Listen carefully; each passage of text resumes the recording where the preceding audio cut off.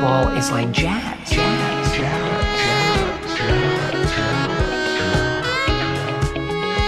There's a jazz musician, a guy. God, what's his name? If you know basketball, you know who I mean. Kenny G. God, I'm glad I remembered that. People know who he is. Welcome to Kenny's G League, the only podcast in the known universe about the Rip City Remix. Welcome to Season 2, Episode 1 of Kenny's G League. Today we're going to take a look at staff changes to the Remix coaching staff. We're going to look at some players we may or may not be seeing next season, and we're going to talk about the season schedule that just came out. Let's begin by talking about the coaching staff. As you may have seen, head coach Jim Moran is no longer with the Remix. He will be working for the Sacramento Kings. He's going to be an assistant there. I have to imagine an assistant coach for an NBA team is a hard gig to turn down. So I'm excited to see him on the Kings. I really like the Kings personally. I think they're just a fun team to watch, and any Blazers fan, I'm sure, can kind of empathize with the ups and downs of being a fan of the Kings and the Blazers. A little bit of similarity there. I'm excited that he'll be in the NBA working for the Kings. I think that's an exciting opportunity. Former Remix associate head coach George Gallinopoulos, who you might remember from the season finale episode of Kenny's G League last year, where I had the opportunity to interview him. Wonderful interview. Super nice guy, obviously very talented. He's moving on to the Washington State Cougars. He's an assistant coach there for their men's basketball team. They'll actually be coming back to Portland, back to play University of Portland on December 28th. I'm going to plan to go to that game. I think that'll be cool to see him back where he began, but now with a different team, obviously. We also have a brand new announcement actually here. This was just announced earlier today, September 5, that Alex Sarama, who was the director of player development for the Remix last season, he's moved on to the Cleveland Cavaliers, where he was hired also as director of player development. Really cool. I've been following Alex Sarama's work a little bit, got his book here that I'm reading. Really interesting guy. He's definitely very forward-thinking in his approaches to basketball. I would definitely recommend you go listen to episode 11 of Kenny's G League, where I had the opportunity to interview him. He'll be working, like I said, with the Cleveland Cavaliers this year. Exciting opportunity. When he comes through town, I'm going to try to go to that Blazers game as well, and just see him there on the bench. I think that will be very exciting. Excited to see where basketball takes him in his career. So both those guys on to bigger and better things. Many people are calling it the Kenny G bump. We'll see if that sticks, depending on who we have on the show this year. With the departure of Jim Moran, the Remix have hired Sergey Oliva as the head coach.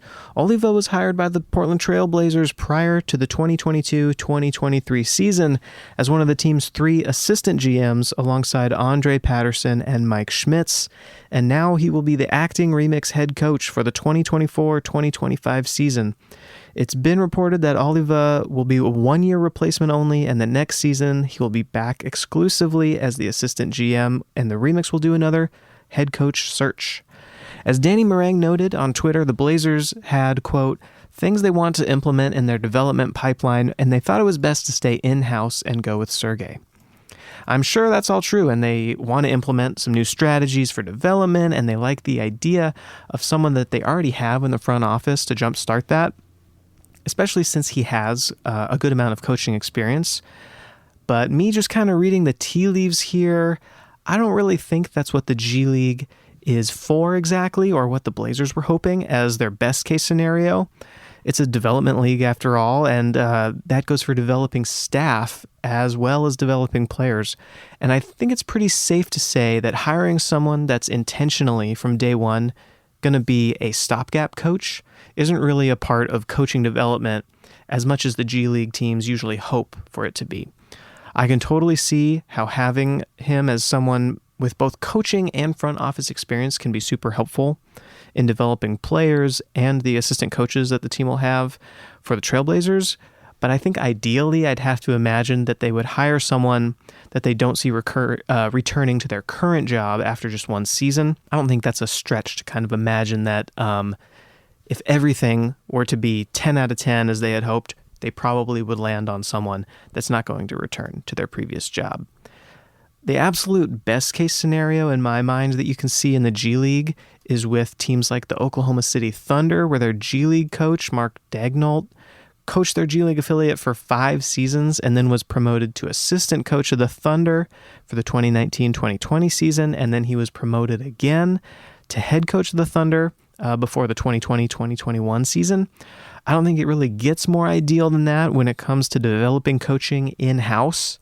And that's obviously not what the Blazers are getting at with this move. And that's fine. It's not a huge deal.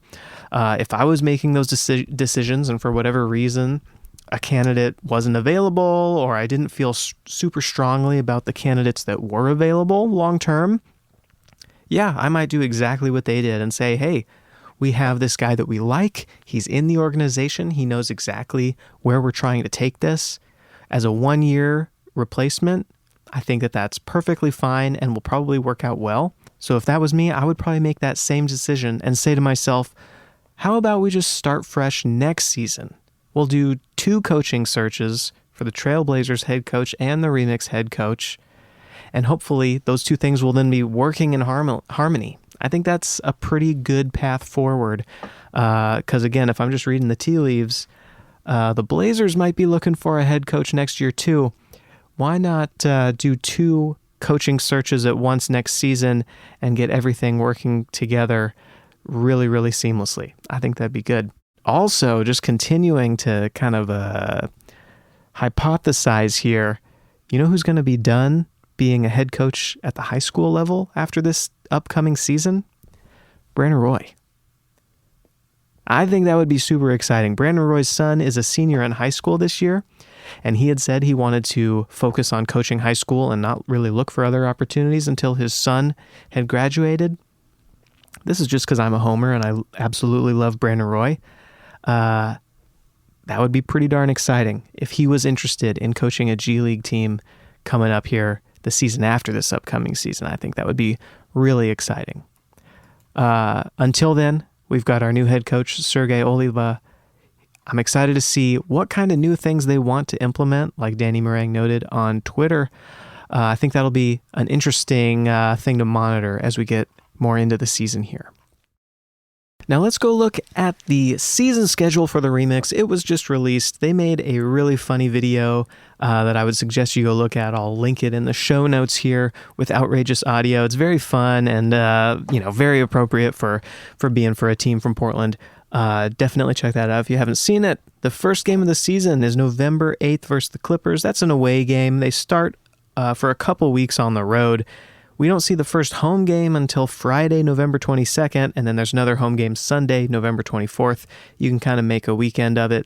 That's going to be versus the Valley Suns. That's the G League affiliate of the Phoenix Suns, of course, who did not have a G League team for the last few years. So with their addition to the league, every team in the NBA now has a G League affiliate. So this will be the first chance to see the brand new Valley Suns. Some other games to note. You're going to want to check out the Basketball Gauntlet. That's what I'm calling it. I think I called it the same thing last year.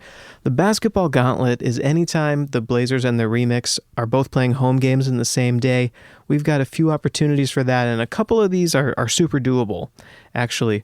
November 29th, the Remix play 1 p.m. versus the Clippers. The Blazers play at 7 p.m. versus the Kings. And like I said, who's on the Kings coaching staff now? Our old friend and big fan of Hand Fruit Nation, Jim Moran. Maybe he'll stop by the game that day. That would be exciting. Maybe he will. I don't know. That'd be cool. That'd be kind of cool, wouldn't it? If our old pal stopped by on November 29th. That's Black Friday. And then we can hop on over to the Blazers at 7 p.m., go see the Kings. February 3rd, this one's kind of harder to get to. The Remix play at 6 p.m. versus the Bulls, and the Blazers play at 7 p.m. versus the Suns. Hey, maybe you could watch the first half of the Remix game and then hop on over to the Blazers game, or vice versa. Watch the whole Remix game and catch the second half of the Blazers at 7. And then March 9th, You've got the Remix at 3 p.m. versus the Herd, and the Blazers at 6 p.m. versus the Pistons. Now, that's actually a really good one to highlight, I think. March 9, that's when the Blazers are having Bill Walton night, and I believe the Remix are going to do something honoring Bill Walton that same day. So that would be super fun. March 9, just go Bill Walton all day long. Start your day listening to the Grateful Dead. Go see some basketball at the Child Center at 3 p.m. Then head on over to the Moda Center, watch the Blazers, and continue Bill Walton Day. I think that would be a fantastic day. I'm going to try to do that myself. And then March 24, that's the final home game of the season. The Remix do have a couple more games after that, but that's the final home game, March 24th. I've made a schedule for the Remix this year that'll work on both iCal and Google Calendars. I'll link it in the show notes. If you just hit that link, you should be able to add it to your Apple Calendar or Google Calendar, and it'll have a link in there for every single game that should lead you to where you can stream the game, whether that's on YouTube or Tubi or somewhere else. It's going to be a big Tubi year for basketball. Real ones know about Tubi. So hit the link. You'll be directed to the calendar. You can add it however you like. That would be great. Now on to some of the players that currently look like they might be on the Remix roster this season, and some players that we know are not going to be on the Remix roster this upcoming season. First, we have Bryce McGowens. He is 21 years old, a 6'6" shooting guard. He played his high school basketball in South Carolina, played one college season for Nebraska where he was named third team All Big Ten and to the Big Ten All Freshman team. He was drafted 40th overall in the 2022 NBA draft by the Minnesota Timberwolves and was immediately moved to the Charlotte Hornets. The Hornets signed him to a two-way contract before the start of the season for 2022-2023. And once it was clear that he was going to reach that limit of playing 50 games for the Hornets, the limit that two-way players are allowed to participate in, they converted him to a standard NBA deal. His new deal was for 4 years, $7.4 million, with $2.75 million guaranteed. Since they structured it in a way where the guarantee was pretty low, the Hornets were able to cut McGowens this past July, though he did still suit up for their Summer League roster at the California Classic. That's kind of interesting. They cut him, but clearly there wasn't too much animosity there, and he suited up for for the California Classic. The thing that's exciting about this guy is, honestly, dude's a bucket getter. He's very athletic. He's got a lot of highlight dunks if that's something you're into. A little light on the three-point shooting, as many G-Leaguers are. That's kind of the nature of the league. If every player was an incredible shooter, they would probably be in the NBA. As far as types of players that teams tend to sign with two-way contracts, a guy like Bryce McGowan is kind of ideal, in my opinion. I think he's got certainly a lot of potential. I could see him on an NBA roster. You just want to see him develop, and obviously the G League is the perfect place to do that. So I like that pickup for the Blazers on a two-way contract. The Blazers also signed Justin Minaya to another two-way contract. 25-year-old, 6'5" wing. We're familiar with him. He played in college at South Carolina and Providence. He was on a two-way contract last season as well, and even briefly with the Blazers the season before that. Last season, he averaged 13.7 points, 6.4 rebounds, and 4 assists for the Remix. He's a 3-and-D player without the 3 right now. He's going to play hard, and he's a relatively predictable player when given minutes on the Blazers. I've nicknamed him G-League Matisse Thybulle, and I think that that's exactly what he is. I like Matisse Thybulle, but Thybulle Light is not really what I'd fill every two-way roster spot with. I think one is perfectly fine. There's nothing wrong with that. But compared to other players that kind of we imagine to be the perfect two-way candidate, someone with a relatively low ceiling but probably a high floor is maybe not the most exciting candidate. But honestly, you kind of see that more than you would think in the NBA with two-way contracts. I don't think it's a big deal if one of the two-way spots is filled with a player like that. There's this idea that gets floated around that every two-way player needs to be this super high upside, incredibly young but raw prospect. And that's just not what we see play out in real life a lot. And part of the reason I think is pretty simple. If a team was enamored with a young guy's upside and felt really strongly about his future, they could just lock him up for multiple years on a regular NBA contract, because that's how you get the most control over a player's long-term status. I think of guys like Rayan Rupert and Toumani Camara, although Toumani Camara is probably a little further along in being solidly an NBA player. They're on 3 and 4 year contracts. So, they liked what they saw and felt strongly about it and locked them up. Perhaps they could have gotten, Rayan Rupert on a 2-way, but I think it says something about how they see his future, that they locked him up to a standard contract. Of course, agents are going to factor into that as well. So teams could sign young, raw players to multi-year 2-way contracts, but the CBA doesn't allow teams to be under a 2-way contract for more than 3 salary cap seasons with one NBA team. So the team would have to convert the player to a standard contract, and then you get into things like non-guaranteed contract, like Bryce McGowan's former contract, and it's just messy. So while I do see the complaint from fans that they want to see exclusively high upside, raw talent guys on 2-way contracts, I just don't think it's going to happen until the G League is a little more integrated into the NBA. The Players Association wants guys to get paid, and if it's a super high upside player that's available, teams would probably rather lock them down right now with a regular contract than have to figure out that small deal in the CBA that says that if you sign them to a 2-way contract, you can't sign them to another because it goes past 3 years. Because again, the CBA is there to protect players. So I think that a guy like Bryce McGowan's great. If you can get him on a 2-way, fantastic. And guys like Justin Minaya that I think are, G League Matisse Thybulle, you can do much worse than that. He's a player that can really, do a lot for the team, even if he's not your highest scorer or necessarily highest upside big swing player. I think that's fine. The Blazers also signed Henry Drell to an Exhibit 10 contract. An Exhibit 10, if you don't know, is essentially a training camp roster invite, and you can turn that player into a 2-way contract later. He's 24 years old. He's a 6'9" forward. He appeared in 3 seasons for the Windy City Bulls, averaging 14.5 points a game, 8 rebounds, and 2.6 assists. Again, one of those players that I think if he were to make the roster as a 2-way contract, 24 years old, 6'9" forward, I think that's exactly the kind of guy that you probably want to hope shows a little more shooting prowess and, development that way. I think that would be a good signing. Now, for some players that we may or may not see, George Conditt IV, he actually just signed with Gran Canaria. That's a professional club in Spain. So he will not be with the Remix this season, unfortunately. After having a good run there in the Olympics, he signed with Gran Canaria.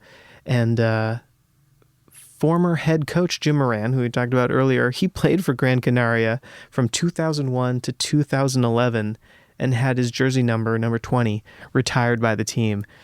Conditt even said in a little blurb about his signing that he would talk with Jim Moran about his experience there, and he had nothing but good things to say, so I kind of enjoy that random little crossover there.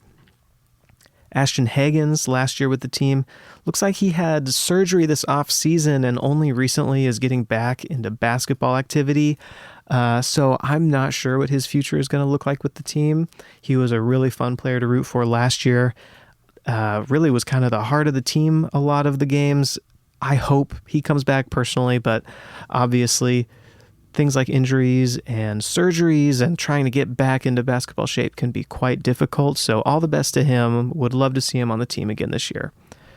Jeray Foster, former remixer, he retired from competitive basketball. He looks to be focusing on coaching and training, kind of attempting to land both on kind of the headspace of where you want to be as a player to perform your best, and the physical space, what you need to do to overcome, like he did, injuries and things like that.